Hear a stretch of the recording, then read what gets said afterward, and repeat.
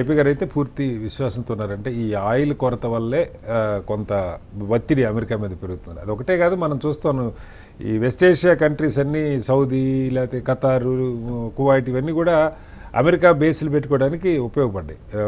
వాళ్ళు సపోర్ట్ ఇచ్చారు, ఎయిర్ బేస్లు కానీ మరొకటి.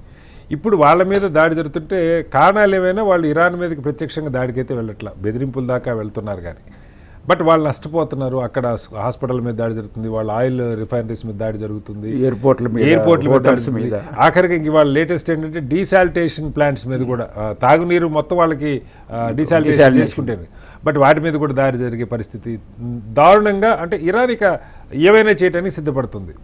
అట్లని అక్కడే ఉన్న నాయకత్వం వీక్ అయిందా మనం చూస్తూ ఉన్నాం. వస్తున్న కథనాలను బట్టి చూస్తూ ఉంటే ముస్తఫా ఖమైనీకి పూర్తిగా ఐఆర్జీసీ మీద పట్టుందని, అలాగే ఐఆర్జీసీలో చాలా సమర్థులైన వ్యూహరచన తెలిసిన, యుద్ధ వ్యూహరచన తెలిసిన వాళ్ళు తక్కువ ఖర్చులో ఎక్కువ నష్టం కలిగించే పద్ధతుల్లో వాళ్ళు వెళ్తూ ఉన్నారు. జియోగ్రఫికల్గా కూడా వాళ్ళు చాలా సహజ సిద్ధంగా వాళ్ళ స్ట్రాటజిక్ లొకేషన్లో ఉన్న పరిస్థితి. సో అమెరికా మొదలుపెట్టింది కానీ ఎలా ఆపాలి, ఎక్కడ ఆపాలి అర్థం కాని పరిస్థితి. వాళ్ళు యాక్చువల్గా ఒక 3 కండిషన్స్ మనకి వాళ్ళ పత్రికల్లో వచ్చిన వార్త, పెజెష్కియాన్ మాకు జరిగిన నష్టాన్ని ఇవ్వాలి, మా హక్కుల్ని గుర్తించాలి, అవి ఏంటన్నది చాలా క్లియర్గా డిఫైన్ చేయలేదు. కానీ అలాగే భవిష్యత్తులో మాకు భద్రత కావాలి, ఇవి ఒప్పుకుంటే మేము వీఆర్ రెడీ టు స్టాప్ అని కూడా చెప్పారు. వాటి మీద పెద్ద అసలు అమెరికా కానీ ఇజ్రాయెల్ కానీ లేదా ప్రపంచం కానీ ఫోకస్ చేస్తున్నట్టుగా ఏం కనపట్ల. వాళ్ళు they are ready to stop the war but for these conditions అన్నట్టుగా ఉంది. ఏం చెప్తారు? యాక్చువల్గా రెండు వైపుల నుంచి కారణాలు ఉన్నాయి. ఒకటేమో అక్కడ ఉన్నటువంటి ఆ ముల్లాలు వాళ్ళ యొక్క కన్జర్వేటివ్ అప్రోచ్ని దాన్ని తీసేయాలి, మోడర్నైజ్ చేయాలి. ఇరాన్ను కూడా ప్రపంచ దేశాలతో సమానంగా అక్కడ ఉండే ప్రజలకు కూడా అన్ని మహిళలకు కానీ అంటే అన్ని రకాల హక్కులు ఉండాలి అని దానికోసమని చేస్తున్నారు. లేకుండా ప్రపంచంలో చాలా దేశాలు ఉంటాయి, కానీ ఆఫ్ఘనిస్తాను లాంటి చిన్న దేశాలతో పర్వాలేదు. దీనికి చాలా ప్రాముఖ్యత ఇరాన్కి. అది చాలా 2-3 వేల సంవత్సరాల నుంచి ఉన్న నాగరికత ఒకటి. రెండోది వాళ్ళకి చాలా ఆయిల్ రిజర్వ్స్ ఉన్నాయి, గ్యాస్ రిజర్వ్స్ ఉన్నాయి. వాళ్ళు హెర్ముజ్ స్ట్రైట్ని వాళ్ళు కంట్రోల్ చేస్తున్నారు. ఇవన్నీ ఉన్నందువల్ల ఇరాన్కు ప్రాముఖ్యత ఉంది. సో ఇరాన్ని ఏదో డెమోక్రటిక్గా చేయాలి అనే ప్లాన్ చేసుకొని ఈ ఇల్లు దాడి చేసినామని చెప్తున్నారు. రెండోది ఒక సాక్ ఏంటంటే అణ్వాయుధాలు, వాళ్ళు దానికి ఎప్పుడైనా తొక్కేయాలని చెప్పి. ఇప్పుడు ఏమైందంటే పెరకలాగా గుంజలాగా తయారు చేసుకున్నారు అమెరికా వాళ్ళు. ఇప్పుడు ఇజ్రాయెల్కి ఏమవుతుందంటే ఇజ్రాయెల్ వాళ్ళు పెద్ద ప్రాముఖ్యత ఇదేం ఉండదు, కానీ వచ్చేదల్లా ప్రాబ్లం అమెరికాకి. అమెరికాతో పాటు ఉన్నటువంటి గల్ఫ్ కంట్రీస్కి, యుఏఈ కంట్రీస్ కానీ ఈవెన్ సౌదీ అరేబియాకి కూడా. ఇప్పుడు ఏమవుతుందంటే ఇరాన్ పెట్టిన 3 కండిషన్స్ ఒప్పుకోవాలంటే ఇది అమెరికా చేతుల్లో ఒప్పుకోవడం కాదు, వాళ్ళు అనేది ఇంటర్నేషనల్ కమ్యూనిటీ ఒప్పుకోవాలి. There must be some group of countries, they have to give guarantee. ఒకటేంటి, అమెరికా చేత మాకు ఇచ్చిన మొత్తం నాకు జరిగినటువంటి అన్ని రకాల నష్టాలు, వస్తు నష్టాలు, ప్రాణ నష్టము, ఏమేమి నష్టాలు జరిగినాయి అన్నింటికి క్యాలిక్యులేట్ చేసి వాల్యూ ఇవ్వాలి అంటారు.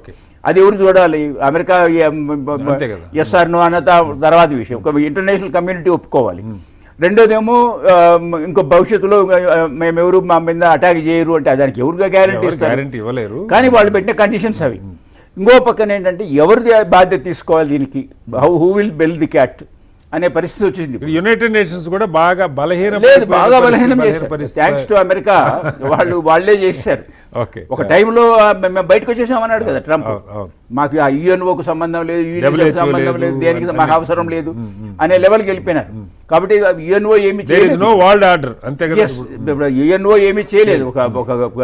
ఇప్పుడు ఎవరి చేతిలో ఉందంటే, వాస్తవం మీరు పత్రికల్లో గమనిస్తే ఇలాంటప్పుడు యునైటెడ్ నేషన్స్ ప్రకటనలకి చాలా ప్రాముఖ్యత ఉండాలి. మనకు అసలు లీస్ట్ ప్రయారిటీ ఇస్తుంది అనేది ఒకటి ఉంది.